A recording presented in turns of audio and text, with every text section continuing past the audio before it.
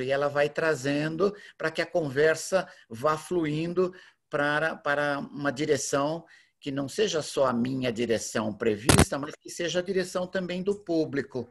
Então, nós estamos vendo se isso funciona. Fizemos uma, né?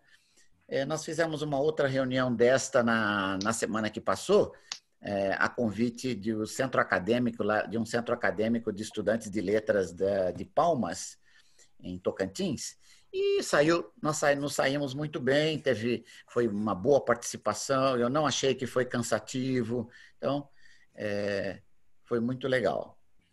Gente, eu não posso cumprimentar todo mundo, mas eu vejo as pessoas que me conhecem, muitas dizem alguma coisa, professor, estou me lembrando, faz tempo que a gente não se vê. Então, eu vejo que as pessoas me cumprimentam e dizem coisas, eu estou lendo, estou vendo, e cumprimento vocês todos. Estou muito feliz em poder rever vocês, que eu já conheço, e outras pessoas que eu não conheço ou não tenho estado com vocês nos últimos tempos, são muito bem-vindos aqui. É uma alegria poder abrir essa conversa numa sala, que eu acho que é uma sala pública, né? Eu imagino que seria, né? Imagino na Grécia Antiga, seria como a polis, né? As pessoas lá no meio daquela confusão da cidade, lá na Acrópole, ali num centro de estudos, com o público passando, e a gente assim meio reunido num canto, conversando, né? Eu imagino que é isso, porque não é bem a rua, né? Não é que nós estamos na rua, nós estamos num lugar simbólico que é um lugar acadêmico, levemente profissional. Ele acolhe pessoas que estão entrando, que são ainda noviços na área, mas eu estou vendo também que tem pessoas já muito gabaritadas, que já têm títulos, já têm estudos, que estão aqui comigo também. Então, é um público muito variado. Eu estou imaginando que nós estamos na praça pública, num canto da polis, né? E o público está passando, está assim, mas nós estamos ali aglomerados um pouco num canto, tentando conversar sobre um tópico que nos interessa, porque as pessoas que vão entrar aqui são pessoas que têm interesse nessa questão do ensino de línguas, em primeiro lugar, né? Nós estamos aqui todos interessados no ensino de línguas, mas cada um tem sua especialidade, muitos já têm especialidades, outros têm preferências. Então, vai ser um pouco variado, tá, gente?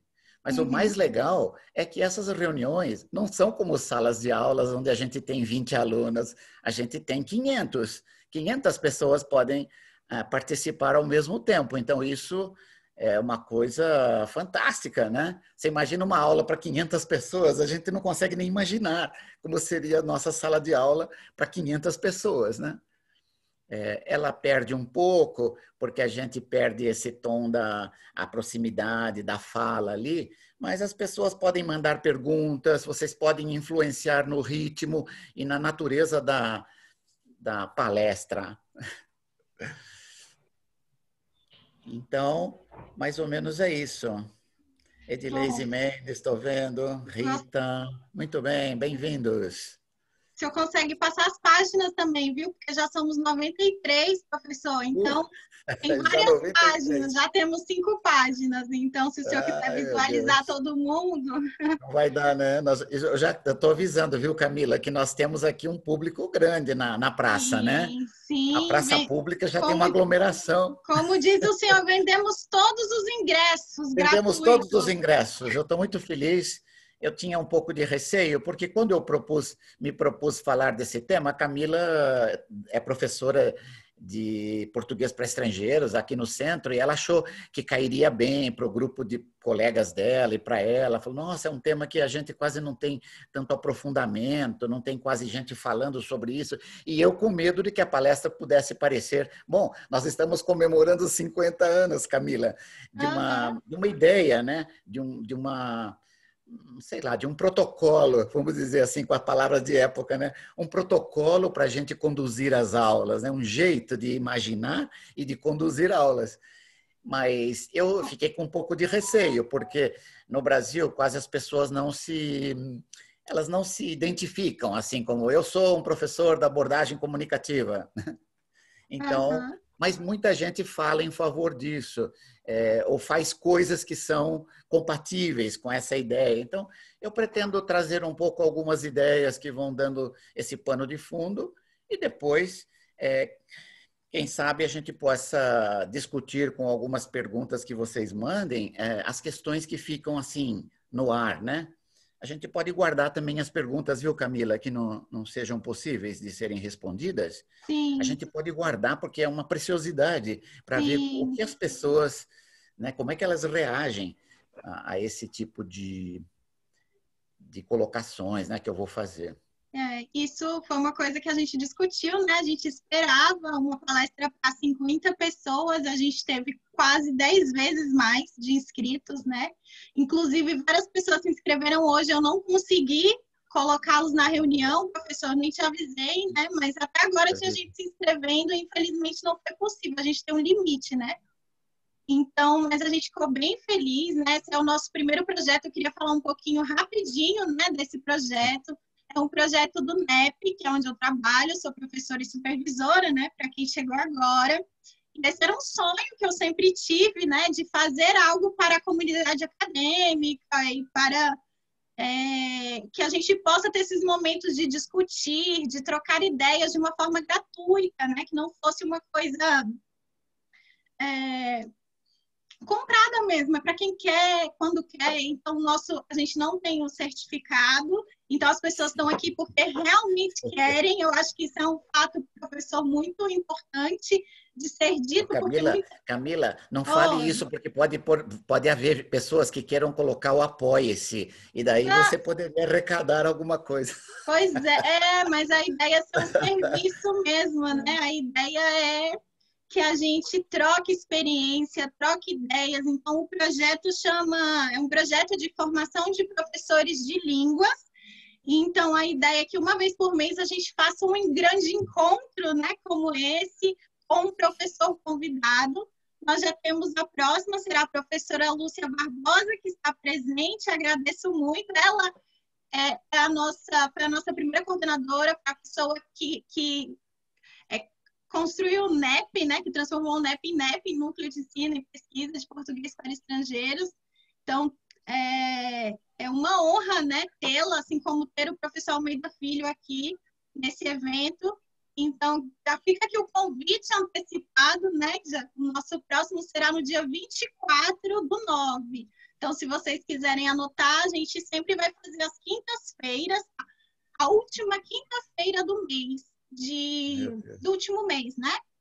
Então, o próximo, agradeço aí a professora Lúcia, né, por ter aceitado o convite, e quero iniciar agradecendo ao Almeida Filho também, porque quando eu pensei nesse projeto, o professor Almeida Filho, né, foi meu orientador, tive a sorte de ser orientanda do Almeida Filho no mestrado, então sempre a ideia é que seja nesse horário sim, tá? Para quem tá...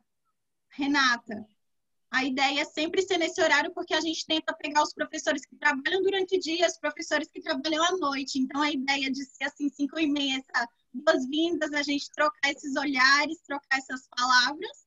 E depois a gente começar a palestra às 18, porque o professor que terminou tem Então, peço que vocês acompanhem no Instagram do NEP, para quem quer participar, quem tiver Instagram, quiser seguir, é @NEPUNB.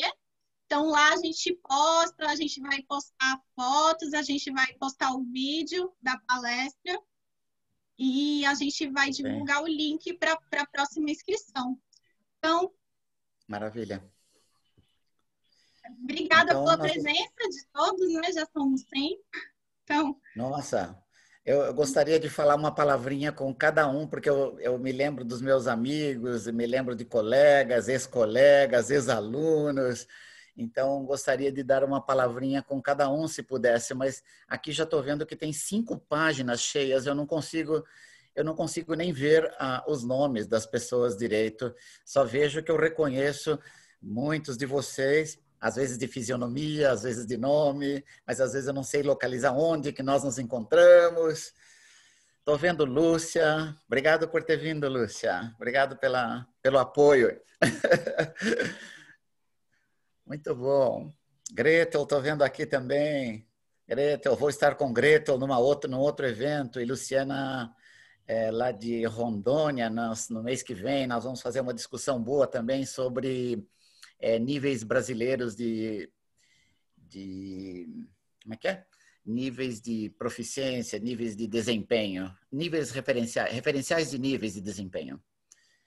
No próximo mês. Nós vamos mandar convite para alguns de vocês que queiram ainda ter, mas a Luciana ficou de postar um convitezinho aqui no meio do chat para ver se vocês pegam e, se tiverem interesse, podem vir. Então, na minha primeira live da semana passada, nós falamos sobre a formação de aprendizes, tentando deslocar o eixo da formação de professores, que é o mais usual, né? Que é uma coisa à qual eu tenho me dedicado por já mais de 30 anos, mas nós falamos sobre a formação de aprendizes, de pessoas que vão estar conosco, vão ser nossos parceiros, e eles têm que fazer algo com liberdade para que eles possam ter chances aumentadas de aquisição, de apropriação de uma competência na nova língua, né? Então,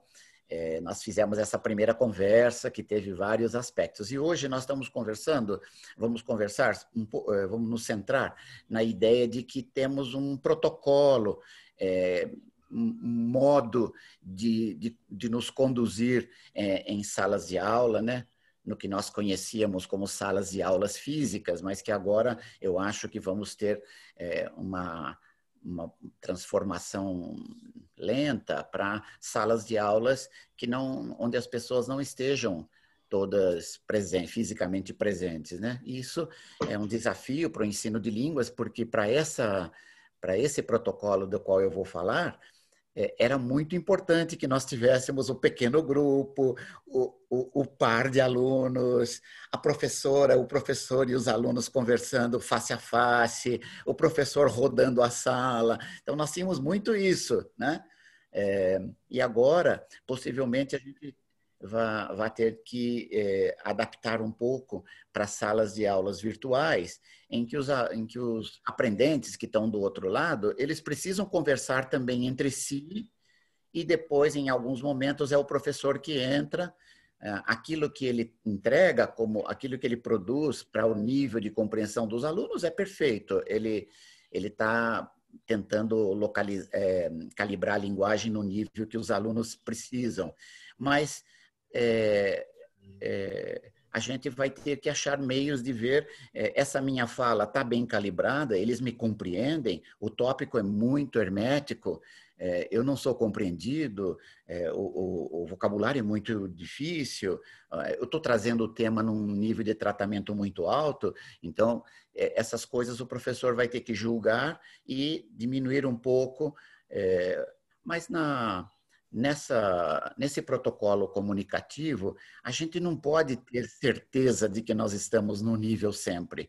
O protocolo comunicativo, quando ele apareceu nos anos 70, ele apareceu para ser uma alternativa aos pelotões de classes que funcionam todo dia com uma estrutura nova, digamos, né? Um ponto de ensino, eu vou falar de uma maneira mais abrangente, de um ponto de ensino novo, que era compartilhado, era trabalhado, era ensinado, era exercitado naquele dia, para que todo o pelotão estivesse assim com um passo unido, estivesse caminhando juntos, eles estivessem dando passos, digamos, cada dia o passo novo ia ser dado por todo o pelotão, né? Essa era, pelo menos no começo da minha vida profissional, foi isso que eu vi muito, né? A nossa tentativa, o nosso desejo de que as classes fossem homogêneas. Então, essa ideia da homogeneidade era uma característica típica do ensino gramatical do tipo estrutural, né? Ou estruturalista. Às vezes a palavra ista, ela é um pouco pejorativa, eu não quero ser pejorativo, né? As variantes da abordagem gramatical, elas são todas válidas e tiveram seu auge, tiveram seu momento de fama, a nossa adesão em vários momentos. Então, a gente não pode agora desdenhar de coisas que já encheram a nossa, né, a nossa mente e nossos corações de encantamento, né? O senhor já está adiantando, né? Por quê? A nossa Eu já estou me adiantando muito, mas é só um começo para você. Não tem problema não, só está dando uma pitadinha. É só para localizar, viu, Camila? Não, eu já passei mesmo do ponto. Obrigado por ter me... Jamais o senhor passa do ponto, professor. Não, eu não queria falar tanto. Era isso que eu queria que agora você já fosse vendo se nós estamos entrando em algo que você percebe que precisa ser agora retomado, né? Porque a nossa ideia é que seja uma palestra dialogada. Então, vamos ver se nós conseguimos fazer esse gênero funcionar. Sim. Acho que a gente pode começar fazendo a apresentação do senhor. Pode ser? Bom. Porque tá um pouquinho... Pode, eu já me adiantei um pouco, mas pode. Não, é só de praxe, né? Como é de praxe, eu gostaria de falar um pouco, né, do nosso Claro, Almeida não, Filho. isso é uma delicadeza para várias pessoas que não conhecem. Eu acho difícil, né, professor? Mas se eu fosse falar aqui, a gente ficaria a noite toda, né? Então, vamos fazer um resumo aqui. Então, professor José Carlos Almeida Filho formou-se em letras na PUC de São Paulo no início dos anos 70 e na metade da década já estava em contato com o movimento comunicativo na Europa. Verdade. Verdade? Começou uma carreira de trabalho no ensino de português como língua estrangeira em 1980, quando iniciou seu doutorado em linguística aplicada na Universidade de Georgetown, em Washington, nos Estados Unidos. Essa é em português, tá? Isso é a parte de PLE. Isso. A parte de PLE. De volta ao Brasil, ele foi contratado para a área acadêmica do ensino de línguas na perspectiva da linguística aplicada da Unicamp, em Campinas, São Paulo. Foi. Ele produziu os primeiros livros teóricos sobre o ensino de PLE no país e ajudou a fundar a Sociedade Internacional para o Ensino de Português para Estrangeiros. E em 1993, ele cedeu o exame internacional que preparava para a Unicamp a uma comissão oficial do MEC para conceber o que veio a ser chamado de CELPE-BRAS. Foi. Concebido em bases estritamente comunicativas. É autor de obras conhecidas na área de PLE, como Identidade e Caminhos para o Ensino de PLE, Projetos Iniciais no Ensino de PLE, Português para Estrangeiros, Interface com o Espanhol e Fundamentos da Formação de Professores de PLE e Outras Línguas. Todos publicados pela editora Pontes, né? Esses são só os livros de PLE, né? Ele foi humilde, né? Porque a gente tem aqui, ó, vários livros do professor. Aqui também, professor. Tem vários outros. A gente está falando. Esse aqui você não tem, ó. Tenho. Você tem esse? Tem esse? Esse aqui, professor? Este. Tenho. Então, este. Eu sou suspeita. Eu tenho também. Eu sou suspeita, né? Meu orientador. Este você não tem, ó. Este. Em sala de aula, esse não. Esse aí o senhor pode, se quiser, né? A gente está aqui. Brincadeira. Então, eu queria dizer que é uma grande honra, né, em tê-lo, em abrir o nosso projeto, né, de ensino. Aqui a gente está falando um pouco de PLE, mas a gente vai levar para uma abordagem bem geral de ensino de línguas. Mas, como vocês sabem, a gente é um núcleo de ensino e pesquisa de português para estrangeiros. Exatamente. Mas a gente quer fazer uma coisa mais geral, que abarque o ensino de línguas de modo geral. Mas, às vezes, a gente pode dar um exemplo de PLE, porque é a nossa área, né? Então, mas a gente espera que abarque a todos. Bom, professor, eu queria dar as boas-vindas novamente, né, a todos, porque chegando o tempo todo, então sintam-se bem-vindos, né? Aqui é o nosso primeiro curso, primeira palestra de formação de professores de línguas, e a gente vai começar. Professor, como muita gente chega agora, Nós temos até que horas, Camila? Até qual é o nosso prazo aqui? É de 1 hora, né? 19, mais ou menos, tá bom? 19 horas termina. Para as pessoas terem um planejamento, né? É. Mais ou menos a duração é 1 hora mesmo. E eu gostaria, já que chegou muita gente depois, né? Eu gostaria que o senhor falasse rapidinho sobre essa palestra dialogada. Por quê? Né? Quando a gente começou a divulgar esse nome, palestra dialogada, muita gente, mas palestra dialogada, então eu tive algumas perguntas, né? E essa foi uma escolha do professor, ele que escolheu esse gênero. Então, é um gênero novo, digamos assim, que as pessoas não usam muito essa nomenclatura, né? Então, só rapidinho, só para dar uma picadinha, professor, por que essa escolha de palestra dialogada? Por que esse formato? Olha, Camila, começou um pouco como uma brincadeira numa palestra com minha colega Gretel Fernandes, da USP. Nós fomos nos apresentar juntos e havia um auditório imenso, não era, Gretel? Era um auditório descomunal, grande. E na última hora, eu falei, Gretel, vamos fazer uma palestra dialogada. Ela falou, sim, vamos, porque Gretel topa essas coisas de começar a pensar coisas diferentes. Então, vamos. E aí começamos. Ela ia me apresentando, ela levantava umas questões, eu levantava outras para ela, e a conversa foi, e a gente não perdeu o rumo, mas ficou mais leve do que ter duas falas para aquele volume de pessoas e muito dispar, um grupo muito diferente. Então, a palestra dialogada é para a ideia dela é ter leveza, um pouco mais de leveza. E para a gente não... Quando você está preparado para falar tudo numa palestra, você preparou um roteiro e você vai falar. E na palestra dialogada, você é contida, você é contido. Você não pode falar tudo o que você quer. As pessoas vão perguntar, isso, professor, olha, tem uma questão nossa aqui, como é que faz isso? Então, ela volta. Aí eu volto a dizer mais algumas coisas e eu volto a ser contido. Então, se é um palestrante, é assim. Se são dois fazendo a palestra a dois, também aí vai dessa mesma maneira, uma gangorra. E não é medido, né? Agora, esse modelo que nós estamos fazendo aqui, que começou na semana passada, parece que foi exitoso, nós gostamos e as pessoas escreveram coisas simpáticas sobre nós, acharam que foi legal o jeito como isso foi arrumado. Ela não desviou do tema, não se empobreceu e foi muito pontual, ela ia muito ao ponto, então as pessoas não saíram desapontadas.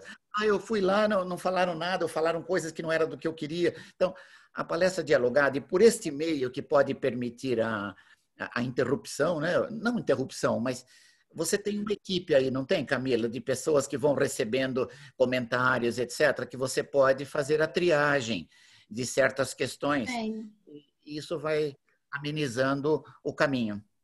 Sim, obrigada, professor. Era só para esclarecer mesmo. Então, esse evento, por coincidência, né, a gente fez o convite para o professor Almeida Filho e ele, nossa, eu gostaria que o senhor falasse, né, sobre a abordagem comunicativa. Ele, nossa, 2020 é o ano, comemoramos os 50 anos da abordagem comunicativa. Anos.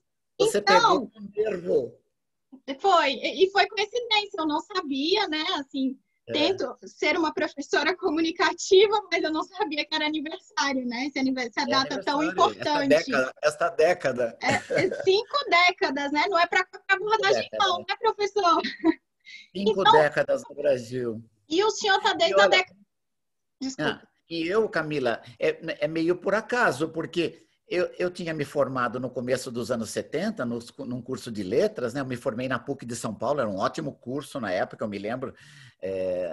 Eu e meus colegas tínhamos orgulho do nosso curso, era muito legal, nós tínhamos muitas aulas de preparação para sermos professores, então a gente saía assim bem, né, com a bola cheia. Uhum. Mas foi por acaso, porque os primeiros anos da década de 70 foram assim macios e sem muita... Tinha aquela trepidação de ensinar o audiolingualismo, né? Eu estava nisso, nas escolas públicas da periferia de São Paulo, eu ensinava essas coisas assim de audiolingualismo, né? Entrar na sala, repita o diálogo, faça exercício de repetição, aquela coisa, né? E eu estava encantado, porque aquilo era uma coisa um pouco diferente do que eu tinha visto nas minhas aulas no ensino médio, no ensino fundamental, né? Que naquela época chamava ginásio.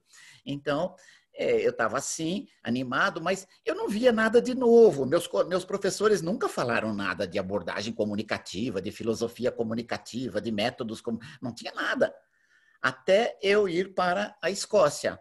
Quando eu cheguei na Escócia para fazer meu doutorado, eu tinha ganho uma bolsa do Conselho Britânico para fazer um programa de pós-graduação, acho que lato sensu, porque ele se chamava diploma pós-graduado, não era bem um mestrado. Depois eu fiz o mestrado, eu tive que fazer 2 mestrados quase, mas valeram a pena. E esse mestrado primeiro que eu fiz, em Edimburgo, foi uma bomba, porque meus professores estavam muito animados com essa história de ensino comunicativo. Só que eles passavam o tempo todo falando, explicando, e nós ali, nós os alunos, eu tinha colegas da Grécia, da Iugoslávia, da África, do mundo árabe, da América Latina. Então, nós todos ali não entendíamos o que era isso, a gente nunca tinha ouvido falar, né? Imagina. Então, eu aprendi que a abordagem comunicativa, ela pegou força, ela pegou ânimo por volta de 75. Foi aí que a metade da década, ela levou uma metade da década bem quietinha, bem assim, bem mansa, né? Com poucas coisas, assim, artigos, tinha coisas, o Conselho da Europa estava começando, a Europa estava querendo se unir, a Europa estava querendo se unir desde o final da guerra, tá, gente? Mas quando chegaram os anos 70, aquilo pegou fogo um pouco. Nós vamos nos unir, vai ter o que eles chamavam de mercado comum. Então, nesse mercado comum europeu, estava aquela coisa vibrante, né, de ensinar línguas de outro modo.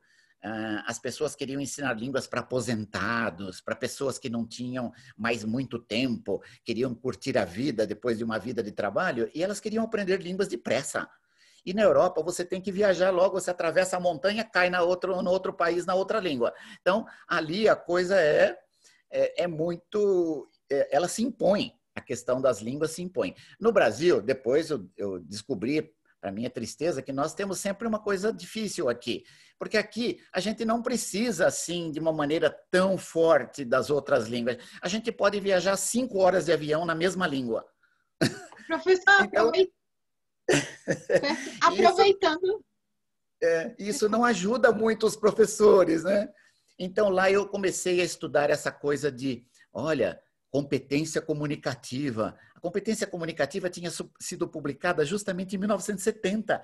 O primeiro trabalho sobre competência comunicativa, né, foi em 1970. Del Hymes, que nem era da nossa área nem nada, mas ele tinha um encantamento e ele tinha uma percepção de que a nossa área aplicada era forte, era poderosa.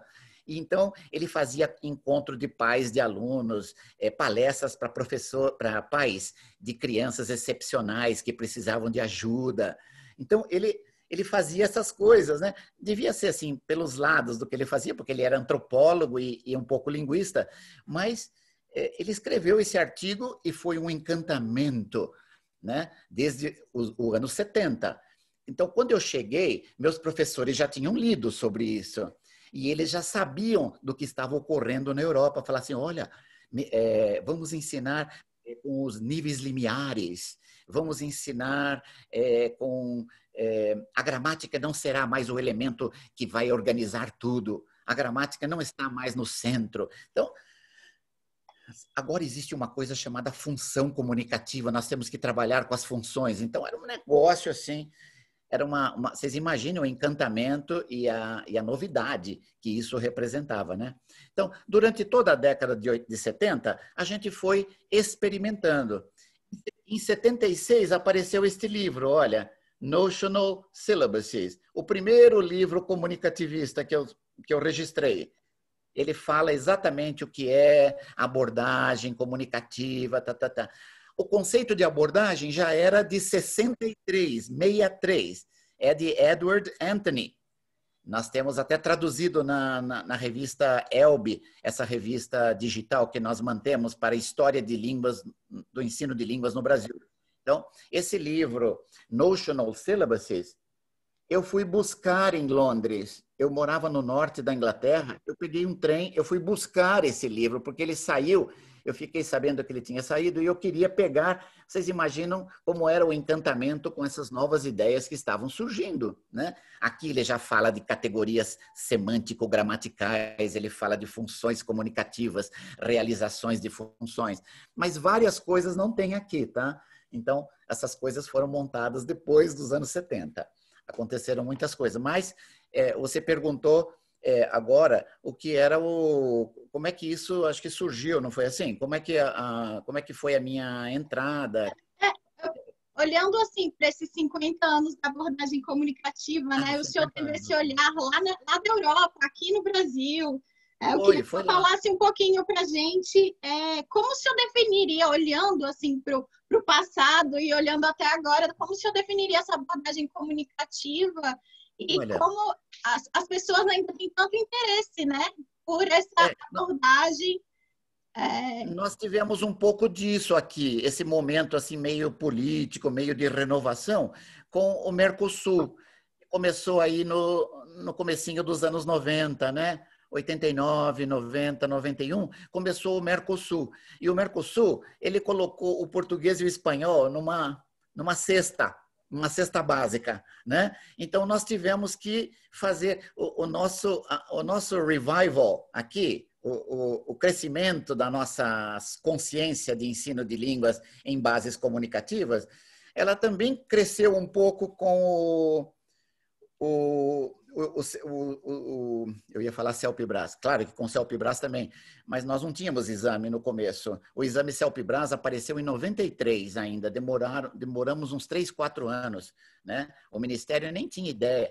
Na verdade, quando eu cheguei em 1980 ao Brasil, 85, quando eu cheguei com o meu doutorado, não havia no Brasil ensino de português nas universidades, em algumas universidades, em escolas de línguas, em alguns lugares, assim, em Porto Alegre, tinha, sei lá, tinha na PUC, na USP, alguns lugares, a Unicamp, né? Na Unesp não, a Unesp foi agora, foi já no ano 2000, demorou um pouquinho mais, porque não havia aquele ambiente para o português como havia em Campinas e em São Paulo, né?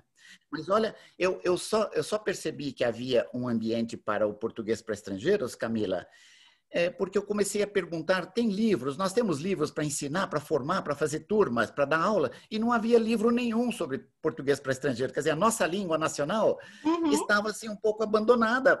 Para isso, não havia uma mentalidade de tratar a área de português como uma área de domínio próprio, com a sua especialidade, né? Não de domínio próprio, mas de especialidade, uma área importante, com consciência. Então, isso aconteceu depois de 80, né? E então você vê que a nossa vibração veio em 90, mais ou menos, quando a gente começou a ensinar o português e a fazer formação de professores no Brasil e nos países latino-americanos, né? Principalmente. No começo era principalmente latino-americanos. Depois, em 92, 93, nós começamos a dar cursos também em Londres, na Espanha, na China, muito nos Estados Unidos, vários lugares onde nós fomos fazendo cursos, né? Depois meus colegas foram fazer também no Líbano, na Guiana, no Peru, muitos países, né? Na França. Né? Bom, essa abordagem, então, para professores de português na França. Essa abordagem, então, que veio da Europa, como foi essa adaptação, assim, dessa abordagem, que a gente tem culturas totalmente diferentes, né?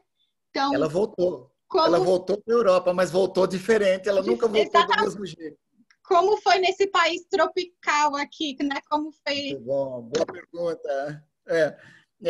Ela voltou para... Os professores de português poderiam nunca ter ouvido falar dessa tendência de ensino. Eles poderiam ter passado em branco. Mas como ela entrou no português, né, aqui, ela voltou para os países, mesmo os que não tinham tido essa influência tão forte, ela voltou também como uma influência de ensino do português. E ela voltou principalmente através do exame CELPE-BRAS, porque o exame CELPE-BRAS é um produto dessa filosofia comunicacional. Ele nasceu dentro disso, né? Ele jamais teria chance de nascer um exame como esse no Brasil. Não tinha passado nenhum para isso. É um exame que nunca teria chance. Se fosse hoje, ele não passaria, de jeito nenhum. Mas naquela época, com pouca gente, meus colegas também estavam procurando, estavam querendo melhorar, criar coisas novas. Aqui havia um momento, né, nos anos 90, ali também com a questão do português, né, aqui aquela coisa premente, português crescendo, vamos fazer um exame. Você vê que nunca nos ocorreu fazer um exame para inglês, ou para espanhol, ou para francês, né, na linha comunicativa do CELPE-BRAS. Né? É uma falha. Até hoje eu acho que nós vamos... Essa coisa vai crescer. Os nossos alunos de letras que estão aqui, já estou dando uma dica, né, que a gente pode adaptar e trazer essas ideias da avaliação comunicativa para exames também, grandes exames nacionais, porque o exame que nós temos aqui, nós já analisamos até com Gretel e com uma outra colega, a Donini, lá na USP, nós avaliamos o exame CELPE-BRAS quando ele saiu em 2010, ficamos encantados com o exame que tinha saído aquele ano e fomos fazer uma avaliação, aplicamos o exame em, sei lá, 60, 80 pessoas que nós reunimos lá na USP e a gente percebeu que o exame não tinha nada do que nós imaginávamos que ia ser um exame, sei lá, 20, 30 anos depois de ter aparecido o movimento comunicativista, né? Então, é um exame que escapou dessa onda e acabou indo para o passado, né? Eu quero só dar uma ideia para vocês. Quando nós fomos fazer o exame CELPE-BRAS, o MEC colocava assim, 2 ou 3 especialistas em estatística para ajudar a gente a fazer as perguntas de múltipla escolha. Então, depois de 2 ou 3 viagens, os estatísticos começaram assim, a tomar cerveja com a gente à tarde e tal, mas eles não tinham bem o que fazer, porque o exame não era estatístico, não era um exame de testar pontos de gramática, vocabulário, nada disso, né? A gramática não era o elemento central. Então, a gente começou a se socializar, tal, mas não tinha muita coisa que eles pudessem fazer. Eles foram embora, depois de umas 2, 3 semanas, eles foram embora e falaram, não, aqui não, acho que aqui está estranho esse negócio, a gente nunca viu isso. Um exame comunicativo, como é isso? Então, a ideia foi dura no começo, né? Vocês imaginam. Mas o comunicativismo, ele pegou o Brasil principalmente no PLE. E o PLE era uma área bem caretinha, assim, as pessoas eram bem assim, formadas no ensino gramatical clássico, elas tinham uma formação boa, as pessoas eram assim, bem formadas, tinham culturalmente bem colocado, mas elas eram extremamente gramaticais, o ensino. Quando o exame CELPE-BRAS foi introduzido, foi uma hecatombe, né? Foi uma bomba hidrogênio, como essa que caiu no Líbano recentemente. É uma bomba que estourou, porque é um exame que não cobra gramática em nenhum lugar. Ele cobra uso da língua. A gramática está embutida, tudo tem gramática ali dentro, mas não tem, digamos, o foco da avaliação gramatical, né? Então, isso... Você imagina, as pessoas tinham agora um exame e elas tinham que se adaptar para isso, adaptar para ajudar seus alunos a fazer um exame que elas nunca tinham visto, não havia nenhum exame parecido, não havia nada que pudesse dar uma ajuda.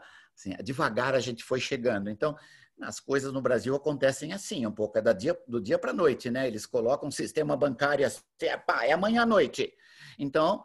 é uma coisa rápida. No Brasil, nós não podemos ficar pensando muito. Por isso que eu tenho muita esperança no Brasil, porque de uma hora para outra a gente pode dar passos grandes, né? É um país que tem muita rapidez em acolher mudanças fortes, né? Então, eu acho que na área de ensino de língua, se acontecer uma mudança mais forte, digamos, uma mudança de ventos que traga uma orientação mais comunicativa, eu não vejo isso na base nacional curricular, eu vejo só a base curricular, a coisa que eu mais gosto, lá na primeira página, fala assim, o ensino de línguas agora se fará no sentido de formar aprendizes, falantes da língua, usuários da língua, acho que é o que eles falam. Então, eles colocam força nisso, no sentido de nós temos que ensinar uma língua para que seja usada. Isso aí é música para os meus ouvidos, né? Mas depois você vai ver o que eles mandam e tem 33 objetivos gramaticais ainda numa coisa que eles falam que não é para fazer mais assim. Uhum. Professor, o senhor falou então, um pouco não é para fazer, mas tem 33.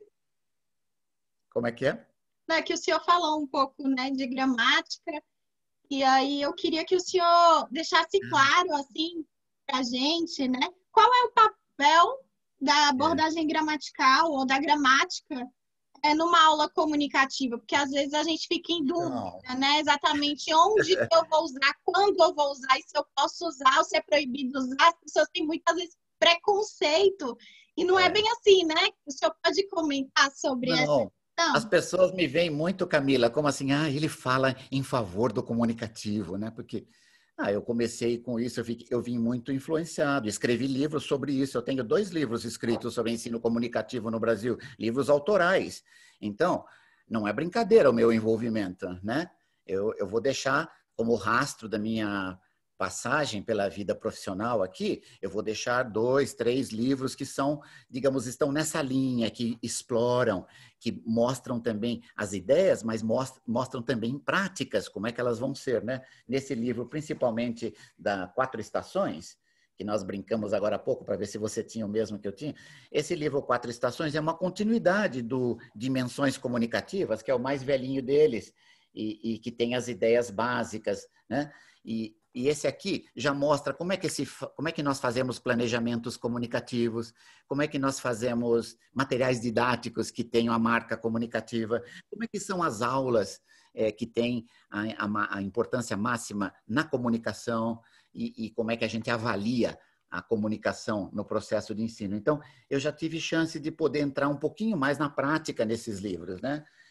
Mostrando como é que ela se apresenta. Então, já está aí marcado que tem 2 níveis, um nível, digamos, das ideias e tem o nível da prática, o nível dos usos, o nível daquilo que os professores têm de fazer, né? A nossa área é a área de ensino de línguas. Essa é a nossa área acadêmica, tá, gente? A gente não é da linguística aplicada ou de alguma área, nós somos da área de ensino de línguas. A linguística aplicada é a próxima área, a de cima, que nos congrega. A área aplicada da linguagem, ou linguística aplicada, como o nome mais antigo, né?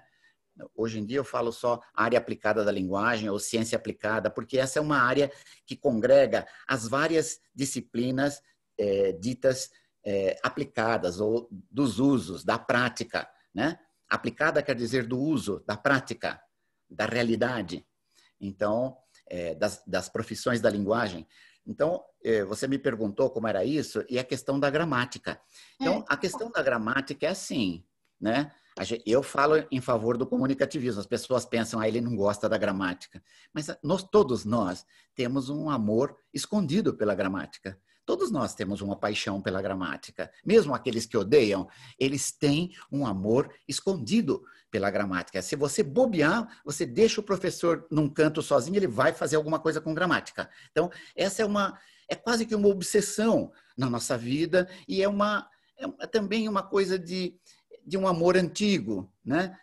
Nós sempre voltamos, nós admiramos essa moça já bem vivida, né? Clássica, mas que tem uma tradição de ensino que é mundial, tem experiências mundiais. Então, não importa se você está estudando outras coisas, o amor pela gramática está sempre lá, mesmo que escondido, ele está presente. Agora, dentro da abordagem gramatical, eu costumo dizer para os meus alunos, né, que a abordagem comunicativa ela é uma opção para a gramática, ela é uma opção para o ensino marcado pela gramática,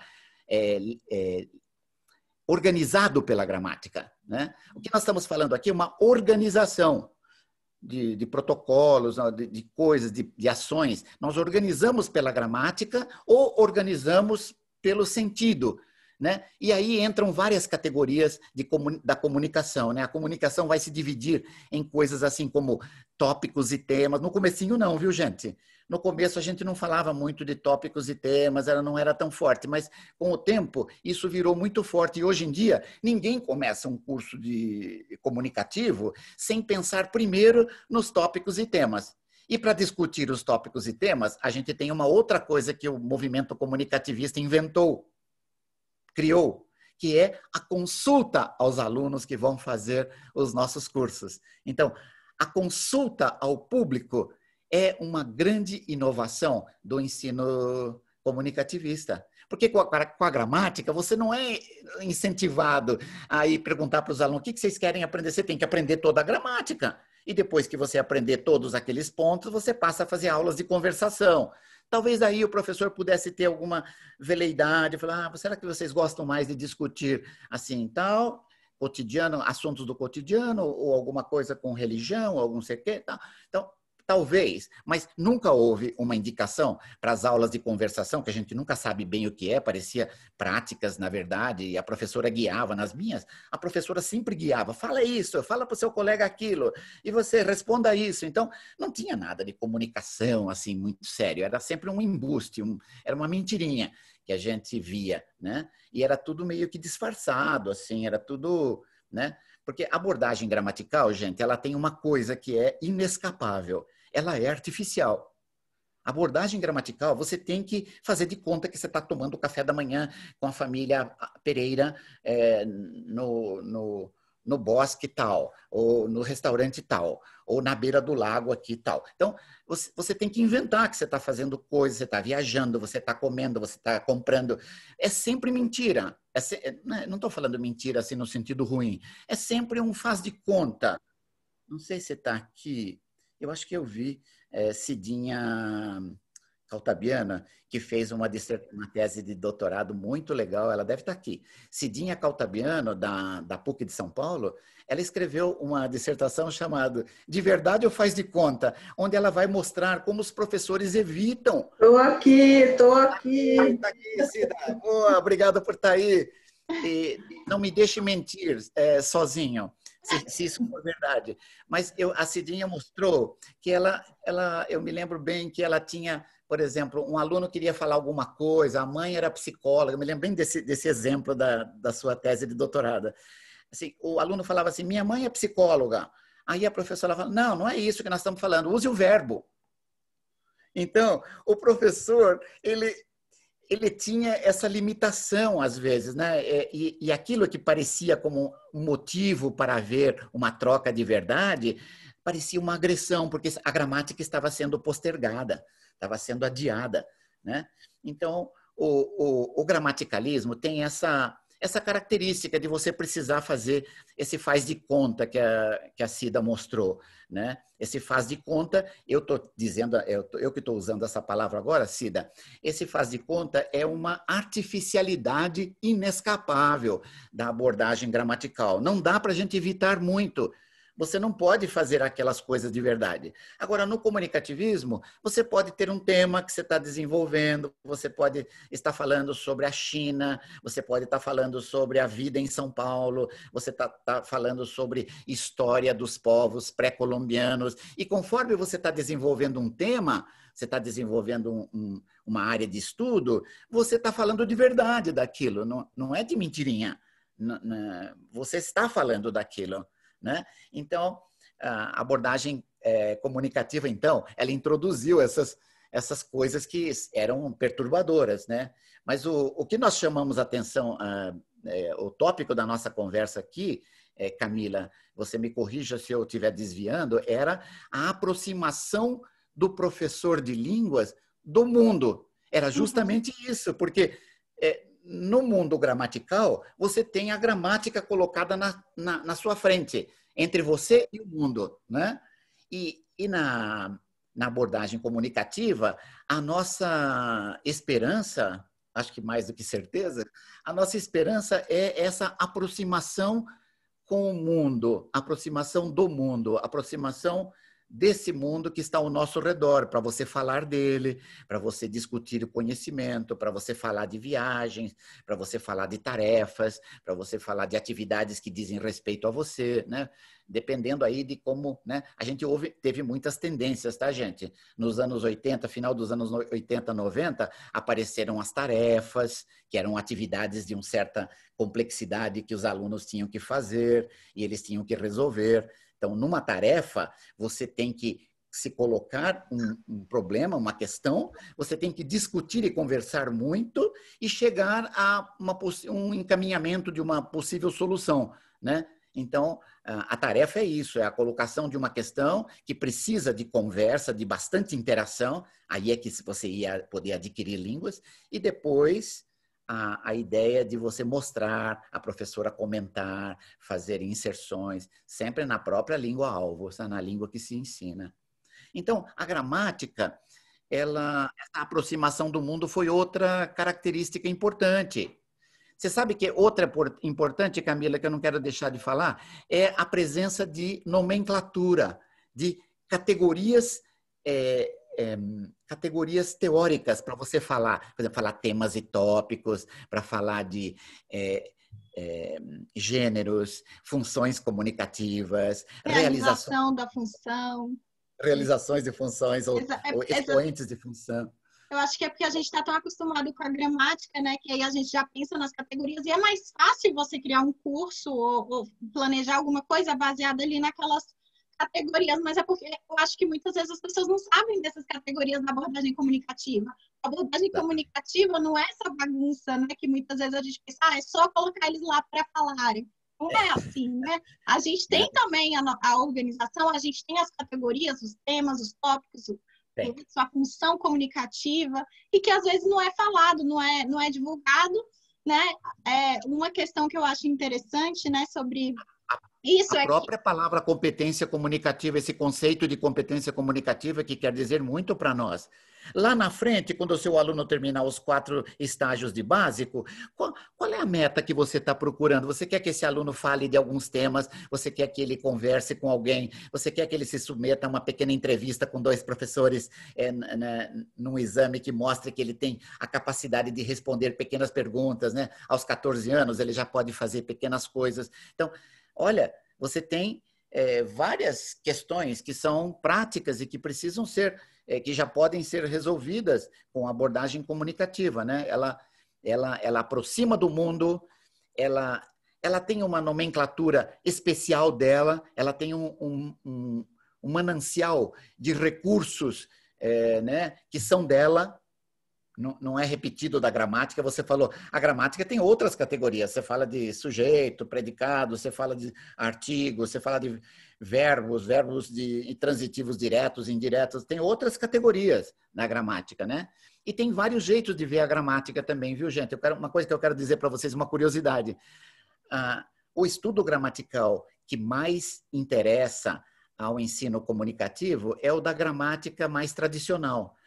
As gramáticas novas, ditas gramáticas formais, elas nunca demonstraram uma capacidade muito grande de diálogo com o ensino comunicativo. Mas a abordagem, as gramáticas tradicionais, elas sempre nos pareceram boas, porque as categorias são meio semânticas, às vezes você mistura semântica com posicionamento na frase, antes de uma categoria, se vier antes de uma categoria, ela é uma coisa, se ela fizer tal coisa, se ela expressar um estado, não sei o quê. Então, ela é uma categoria meio semântica e às vezes meio formal.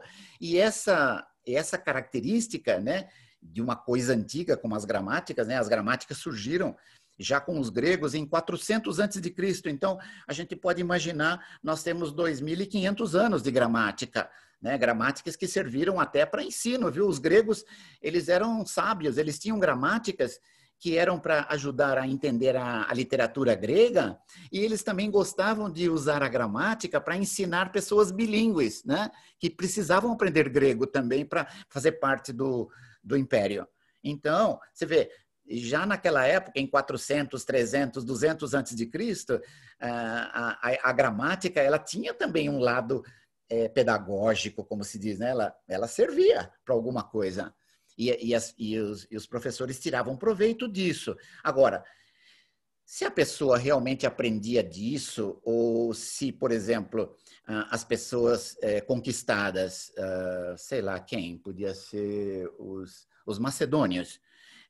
Os macedônios, eles aprendiam porque aprendiam gramática, ou eles aprendiam porque tinham que conviver no exército e as mulheres tinham que conviver com as crianças e as coisas que elas tinham de fazer e com mulheres gregas também? Qual é? Né? Então, mesmo aí, a gente pode levantar questões que, às vezes, a descrição das gramáticas, dessas páginas da história não são claras, né? Porque, às vezes, a gente se engana. Uma pessoa fala assim, eu ensino gramática, mas meus alunos todos aprenderam a falar. Claro, se você ensinar gramática, mas se você ensinar na língua, e se você der oportunidades de seus alunos se engajarem em produção com você dessa outra língua, o seu ensino de gramática vai dar certo, porque tem muita ocasião de aquisição que está embutida nessa variante, nesse modo de trabalhar, né? Então, é interessante pensar nisso também, que quando a gente fala assim, a gramática sempre deu certo para mim, mas a gente tem que ver o que é que você faz. Você é da gramática, mas você ensina na língua, você tem muitas horas de exposição dos seus alunos, você faz com que seus alunos se apresentem, você dialoga com eles, eles interagem uns com os outros, né? Essa é uma outra questão que a gramática, que a abordagem comunicativa trouxe, é a possibilidade da gente vivenciar ambientes de sala de aula, né? Como se fossem pequenas comunidades. Isso vai dar também para salas virtuais, nós vamos poder estender essa importância. Os alunos não podem ser apenas assim figuras, sujeitos gramaticais e responsivos ali. A sala de aula vai virar uma pequena comunidade que se apoia. Então, fala comigo, vamos fazer isso em conjunto, vamos falar a língua para a gente se melhorar um ao outro. Então, isso tudo veio isso foi exacerbado com o movimento comunicativista, né? Portanto, uma coisa de 50 anos até aqui. Será que eu coloquei muitas coisas, né, Camila? Eu estou na ânsia de não deixar muitas lacunas, mas às vezes isso é mal conselheira, né? Você não, tá ótimo.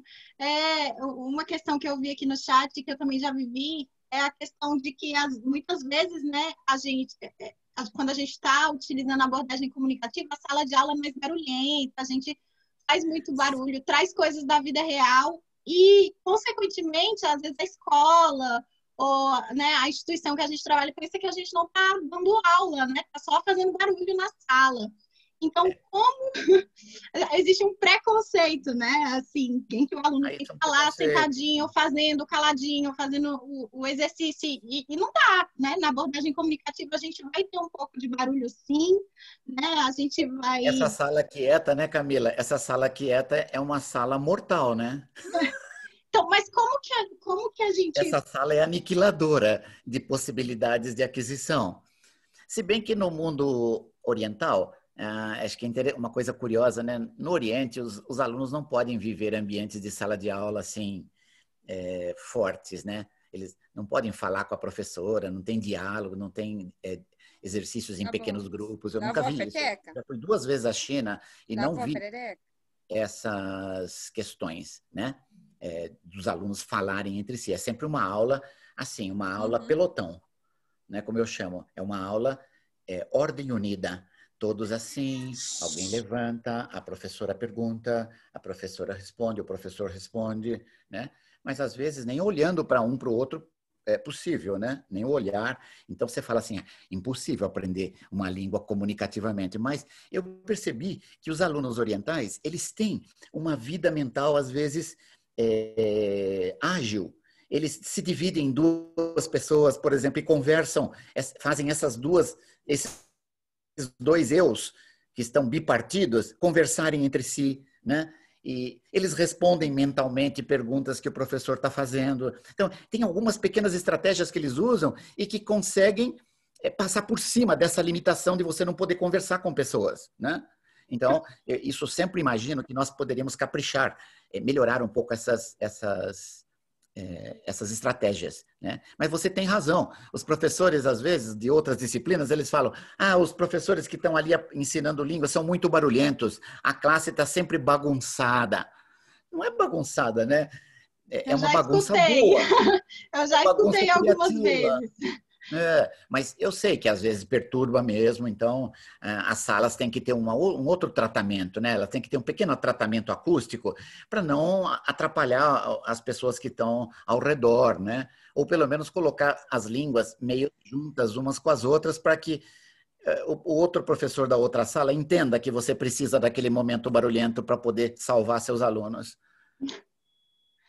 Eu E lembrei outra de... coisa, Camila, outra coisa que eu quero dizer com relação a isso ainda. A abordagem comunicativa suscita muitas dúvidas. Às vezes os colegas falam assim, a abordagem comunicativa que vocês usam é assim, é tudo uma bagunça, a gente nunca, não tem foco.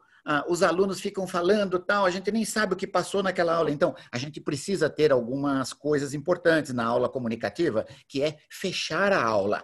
Quando você fecha a aula, você põe, nesta aula, a gente viu isto, teve vocabulário novo assim, teve expressões idiomáticas tais, a gente falou de como a gente se apresenta às vezes de uma maneira em que a gente não precisa dizer exatamente o que a gente é, mas dar uma ideia mais vaga, ou quando você tem uma ideia, você não quer expressar exatamente a sua ideia, mas ficar um pouco mais vago, olha como é que a gente aprendeu a fazer, e põe no quadro, né? Isso dura uns 2 ou 3 minutos para você dar a chance dos teus alunos que estiveram numa aula comunicativa perceberem que houve foco sim.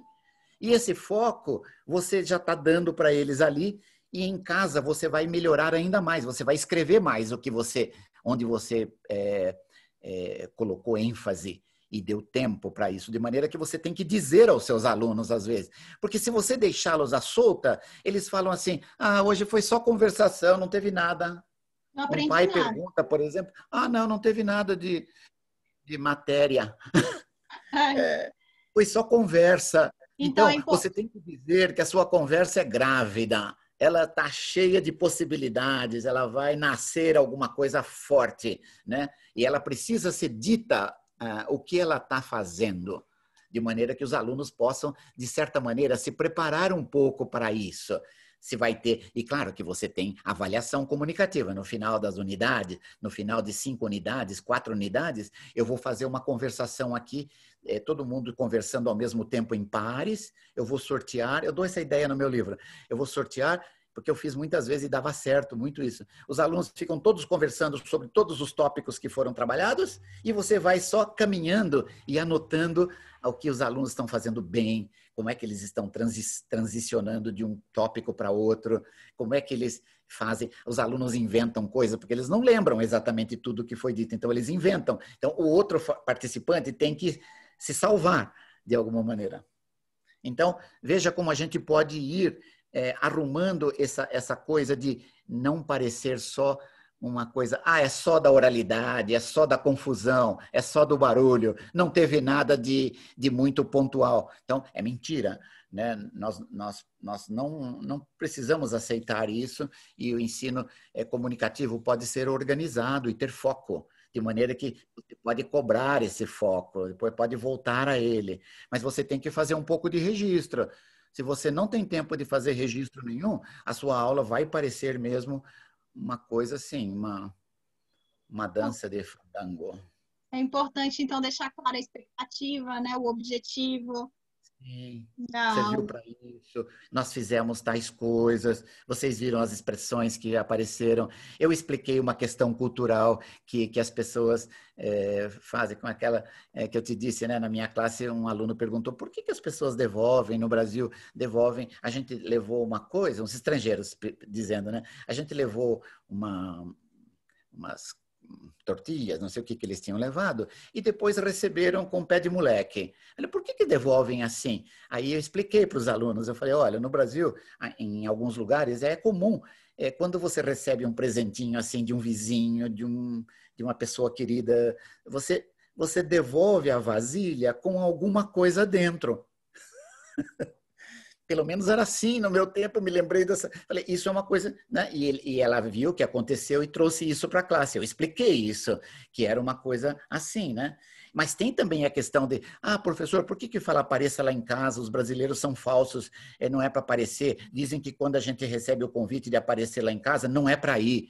Eu falei, não, todos os brasileiros sabem que quando fala isso não é para ir. Isso é uma expressão fática. Quando você está na presença de uma pessoa que você percebeu que há uma simpatia por ela, você diz, apareça lá em casa, venha para nossa casa em algum dia, tal. Mas se você não marcar nada, é como se falasse obrigado, gostei de estar com você. É isso que quer dizer. É como quando a gente fala como vai, não é como vai. Só as pessoas que não entendem nada de comunicação explicam como elas estão indo, mas não é para explicar, né? Todo mundo que é culturalmente ativo e coerente sabe que não é para explicar. Eu amanheci doente, hoje me doeu muito a coisa, estou com a espinhela caída, sei lá. Então, você não é para você explicar essas coisas, né? Há coisas que não são ditas. E isso, o comunicativismo também fala muito disso, que há atos ilocucionários. Atos em que aquilo que comunica não está explícito. Você fala assim, que tal uma cerveja? O que você acha de uma cervejinha? Você não está pedindo a opinião de uma pessoa, você está convidando para tomar uma cervejinha juntos, né? Então, há perguntas que não são perguntas, há asserções que são perguntas, há diminutivos que são pedidos de gentileza. Então, no português e nas línguas todas existe isso. Tem coisas que não são ditas e que a gente precisa revelar, porque senão o aluno não percebe. Ele percebe coisas, mas ele demora muito, ele passa 3 meses e não gira na cabeça dele aquilo que é, né? Professor, por que todo mundo no ônibus aqui no Brasil fala si? Eu demorei umas horas para entender o que era dar licença, sensa. Então, no ônibus, as pessoas só fazem o fricativo, assim. E ele ouvia só isso, mas ele não sabia que era licença. Quando eu disse dá licença, tá. Então, o professor, às vezes, tem essa capacidade de trazer um pouco de luz e os alunos entendem. Então, entender é uma coisa boa, porque eles já percebem que esse não é um país totalmente de loucos. Quer dizer, pode ter muitos loucos, mas não é todo mundo doido no ônibus ficar falando né? Para nada. Isso quer dizer, dá licença. Licença. É muito interessante. Então, é muito interessante, mas se você deixar os alunos, eles sozinhos levam meses para descobrir isso. Sim. E muitas vezes eles perguntam para os professores, e os professores falam, não, isso não existe. Não, isso não existe, você está ouvindo miragens. Então, às vezes os professores dizem que não existe, mas existe, né? Então, essas coisas são... né? É o uso da língua. É o uso, às vezes é o não dito, às vezes é o uso oral muito estrito, né? Que vai causar, às vezes, a pronúncia. Talvez fosse bom, Camila, só fazer a última coisa, que é assim, na abordagem comunicativa, a gente tem um protocolo assim, olha, começa com temas e tópicos, depois define os gêneros e funções, e depois o que nós chamamos de realizações de funções. As realizações de funções são as frases que a gente imagina que vão ser ditas naquelas ocasiões. A gente precisa escrevê-las todas. Por quê? Porque é elas que vão indicar qual o vocabulário, qual a gramática, qual os pontos culturais e quais os pontos fonológicos que vão merecer tratamento. É só nesse quarto ponto. Então, essas especificações, elas vêm por último, é totalmente oposto do ensino gramatical, que começa com a gramática lá em cima e com o vocabulário e vai descendo para níveis de uso, né? Quando é possível. Então, é totalmente diferente. São duas visões muito radicalmente opostas. É verdade. Quando o senhor estava falando, né, sobre essa questão do aluno entender algumas coisas e às vezes o professor cortar, né? Não, isso não existe, você escutou errado, ou, enfim. Eu lembrei de uma frase que o senhor falou na live da semana passada, né? Que o senhor disse assim: aprender uma língua é liberdade. E isso ficou, eu anotei porque eu achei a coisa mais linda. Eu adorei essa frase porque eu nunca tinha parado para pensar, mas eu gostei muito. Aprender língua é liberdade. Aprendizagem, Camila, O que o senhor queria dizer? Fala. Não, o que o senhor queria... Eu achei que encaixa muito bem com essa questão, né, do aluno. Mas tem que ter um sentido nisso, porque os professores, quando eles ensinam, eles também têm liberdade para escolher tudo. Você pode, digamos, escolher, fazer e planejar tudo o que você quiser. Você pode planejar sua aula todinha, de cabo a rabo, com tudo que você quiser. Agora, você tem que se lembrar que tem outro grande direito de liberdade. O aluno, para absorver a língua que ele vai viver, ele precisa de liberdade. Ele precisa tentar errar, ele precisa tentar dizer, ele precisa participar e ficar perdido, ele precisa voltar a dizer de outra forma. Então, a liberdade que eu falei é a liberdade para que as chances de aquisição ocorram. Você precisa ter a liberdade de escolher as coisas de que você gosta de falar, o momento que você quer falar, o que você vai fazer mentalmente para produzir essas junturas, né? Essas associações entre sentido e gramática, sentido e léxico, vocabulário, né? Sentido e fonologia. Então, essas coisas, elas precisam ser juntadas na mente, mas só pode funcionar se houver liberdade. Se você colocar um trilho, você acabou com a liberdade da aquisição e geralmente as chances voam pela janela. Quando o aluno não vai ter chances de aquisição. Ele precisa... por que a gente gosta de tarefas, de projetos? Porque eles são ambientes que produzem chances de você se movimentar com liberdade um pouco ali dentro. Você vai para um lado, vai um pouco para o outro. Se você colocar um trilho que faz você fixar, você diminui as chances de aquisição. Por isso que eu falei aquele dia de liberdade. Você gostou? Porque às vezes a gente não imagina isso. Se eu preparar tudo bem para os meus alunos, eles vão adquirir. Não. Se você preparar tudo e fizer com que eles façam tudo exatamente do seu modo, eles não vão conseguir essa liberdade suficiente para que eles possam ter chances de aquisição, né? E não vão poder errar, não vão poder ensaiar, não vão poder negociar, não vão poder dizer alguma coisa para a professora e a professora vai responder. E esse responder, né, Bruna, não é um responder só oral. Ele pode ser também um responder por escrito, pode ser pela internet, né, um diário dialogado que você troca com uma pessoa ou outra, né? Quando eu pensei também na palestra dialogada, eu estava pensando muito nessa técnica chamada diário dialogado, né, que é uma técnica muito boa para dar chances de aquisição. Porque você escreve, o aluno escreve de volta. Você escreve, o aluno escreve. Mas você não pode nem corrigir e nem dar trilhos para ele fazer coisas. Você escreve e deixa, ele lê e devolve aquilo que ele pode. Então, a ideia é o quanto mais você puder trocar, a linguagem vai ser construída contextualizadamente e ela vai dar muitas chances de liberdade para o aluno praticar as formulações que ele quer tentar, né? E isso vai dar como resultado uma capacidade adquirida muito maior. O aluno vai adquirir mais e eu suspeito também que mais depressa, né? Quando a gente tem esse tipo de atividade em que há liberdade para movimentação ao redor, né? Então, é isso que eu quis dizer com liberdade. Eu achei bem interessante. Falando um pouquinho sobre as pesquisas, né, na área do ensino e aprendizagem de línguas, a gente fala muito do professor pesquisador, né, quando a gente está estudando, tá na linguística aplicada. Então, como isso pode beneficiar a nossa prática, assim, sendo um professor? pesquisador, professor? E Então, como estão as pesquisas em linguística aplicada, né, atualmente, assim? Camila, antes de falar da linguística aplicada, eu gosto de falar que nós temos uma outra área anterior, que é a nossa, que é a área de ensino de línguas. É a nossa área profissional e a nossa área acadêmica.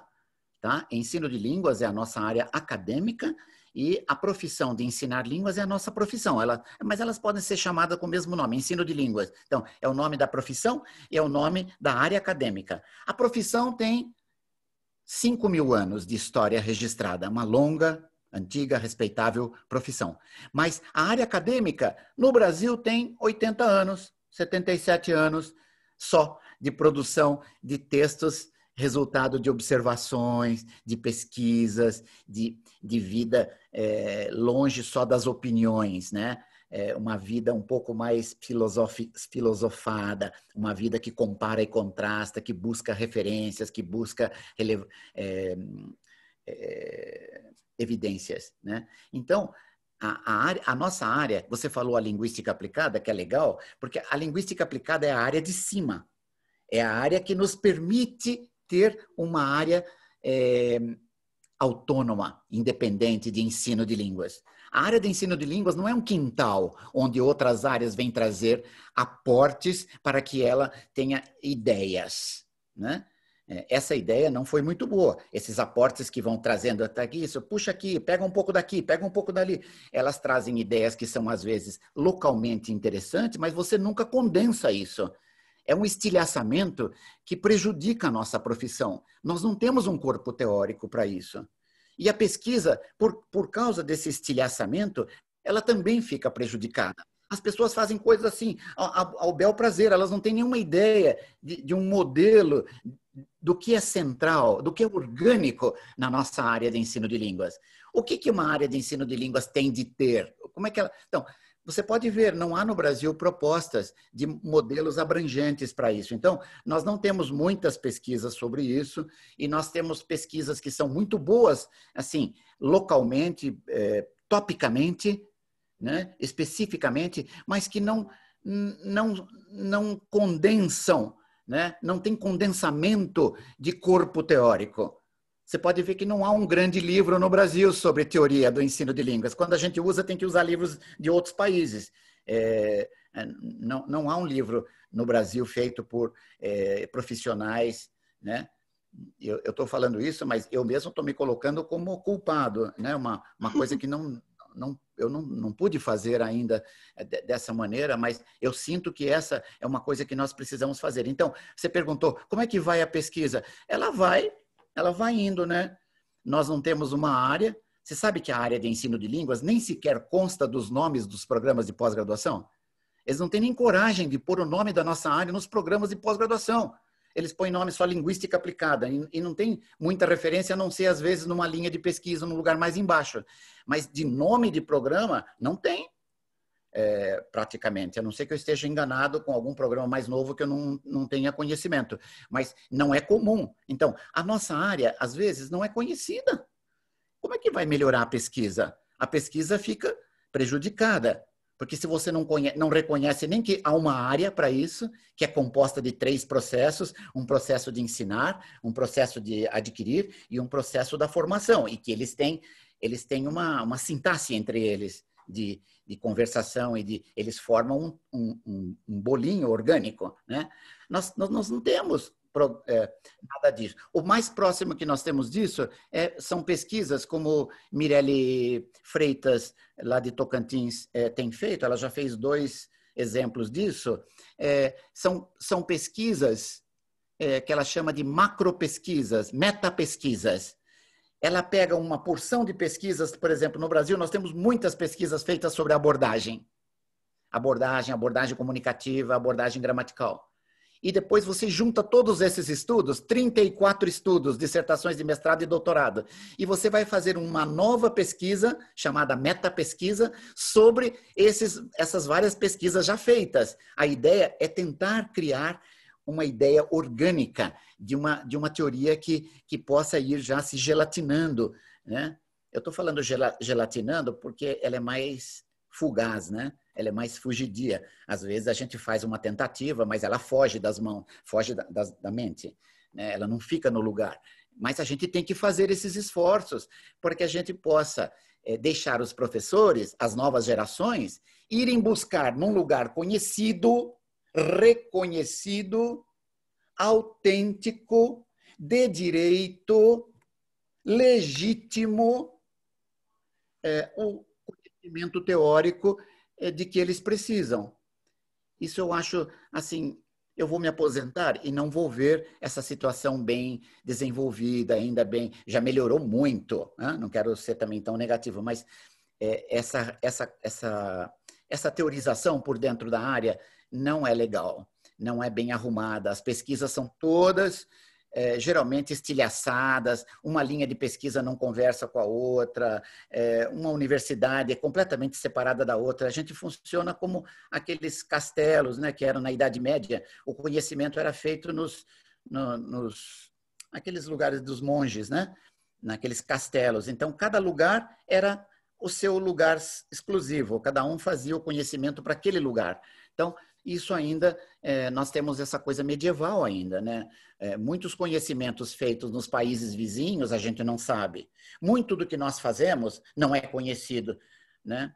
Brasileiros não citam latino-americanos, latino-americanos não gostam de citar brasileiros e outros latino-americanos. Então, nós temos ainda vários problemas a tratar, mas eu não quero dizer que isso é um impedimento para fazer coisas boas, não é. Nós temos capacidade, nós temos ótimos programas de área de ensino de línguas no Brasil, chamados de linguística aplicada, mas às vezes uma coisa confusa, tá? Porque a área de linguística aplicada é muito confusa, por isso que eu não gosto de falar muito mais linguística aplicada, eu gosto de dizer área aplicada da linguagem, porque daí não aparece a palavra linguística e a gente não fica assim com esses pequenos desvios de foco, né?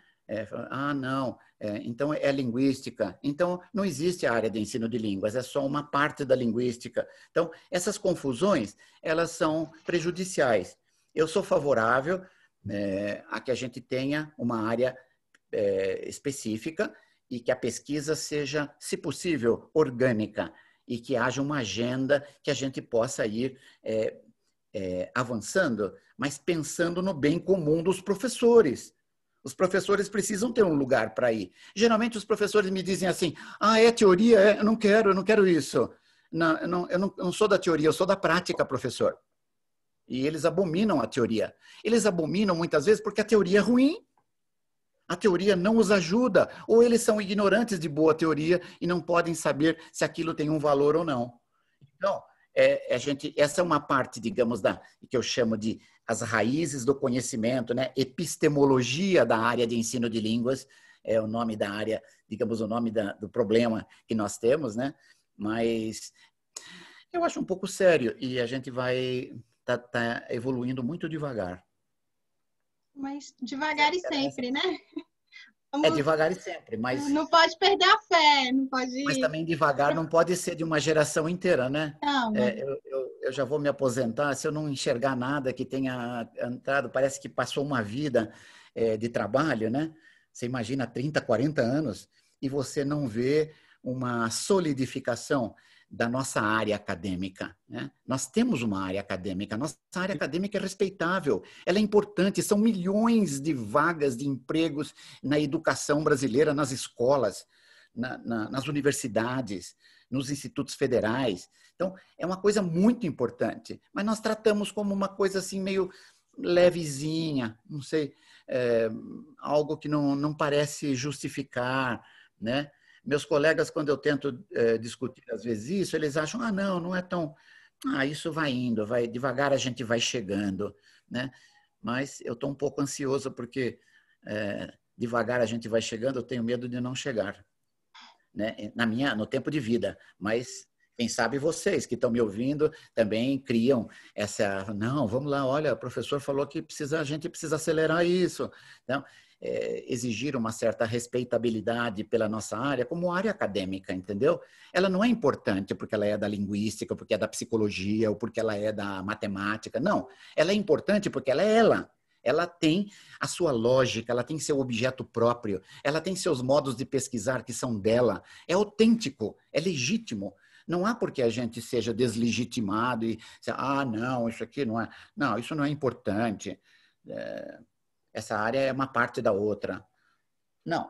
Peras, não. Você não pode descrever uma pera pelo gosto da maçã. Você tem que descrever pelo gosto dela, que ela tem, né? Então, a descrição de uma maçã não se revela por a descrição de uma pera, modificando-se a descrição da maçã para que ela se pareça com pera. Não dá. Elas estão naturezas diferentes. Então, a gente precisa pensar nisso também, né? Eu estou terminando nesse foco porque eu acho que quase muita coisa, Camila, tem a ver com a gente aceitar que nós somos uma área. Sabe, quando você vai fazer formação de professores, quando você vai discutir coisas, se você não tiver essa noção, os professores dançam. Eles não. Primeiro que eles acham que eles não são de nada, eles não têm teoria, não precisa ter esse conhecimento. Você vai lá, na prática você vai pegando. Já cansei de ouvir colegas falando isso para mim. A formação de professores é assim, a gente dá o diploma e depois eles vão se virando e fazendo as coisas. Eu já ouvi também. Então, isso é muito ruim. Nós já fizemos avanços muito grandes com relação a isso, né? Com relação à formação, com relação ao ensino, com relação à aprendizagem. Mas eu estou dizendo isso porque se nós não acertarmos isso, às vezes a gente não consegue falar do comunicativismo. Até porque muitas ideias que são contrárias ao comunicativismo, não deu para a gente falar hoje disso, né? Mas era um tópico importante. Tem muita coisa, né, professor? Muita coisa para falar em uma hora é quase impossível, né? Foi só mais uma pitadinha, né, de deixar um pouco esse gostinho de quero mais, né? Eu já vi que vão ter outras lives já marcadas, outros eventos, né, acadêmicos. Então, e a gente já deu nosso tempo, as pessoas já estão até começando a sair. Eu acho que o senhor encerrou numa questão chave, né, da gente se reconhecer. Um pouquinho negativa, não queria terminar nesse. Queria deixar um gostinho assim bom, como você falou, de quero mais, mas assim, abordagem comunicativa aos 50 anos é uma mocinha, tá? Menina moça. Ela tem possibilidades, ela é uma tendência que ainda precisa ser colocada na prática, precisa ser vivenciada. Ela não está exaurida. A gente pode estar cansado do nome. Então, as pessoas dão nomes diferentes. Falam, agora vamos chamar de interacionismo. Agora vamos falar de não sei o quê. Eles dão nomes para parecer que é novo, né? Mas essa ideia é uma ideia forte que vai precisar ser desenvolvida na prática, porque é uma ideia que está há 50 anos, mas não está. Ela não está nos nossos livros didáticos, ela não está nas nossas escolas, ela não está nos documentos oficiais, a não ser poucas vezes, em alguns lugares ela aparece com alguma coisa, mas em geral não estão, né? Então, acho que é uma coisa que é interessante para a gente retomar e imaginar que há muito caminho pela frente, né? Há muita... mas também muita esperança. Eu acho que mais do que nunca nós temos as categorias, nós temos o conhecimento de que a gente precisa para fazer melhor. Então, tudo isso está indo para o bem. Então, eu agradeço muito, Camila. Não sei se você vai fazer eu que agradeço, na verdade, né? Assim, eu também queria agradecer. Pelo senhor por ter aceitado, né, o nosso convite. E eu acho que, pelos comentários, eu acho que foi um momento muito, muito gostoso, né? Muito leve, né? E eu gostaria também de deixar o convite para a próxima, com a professora Lúcia Barbosa, que vai falar de interculturalidade no ensino de línguas. Proximamente.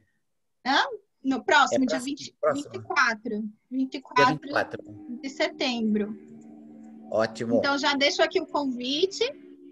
E, professor, só tenho gratidão, né?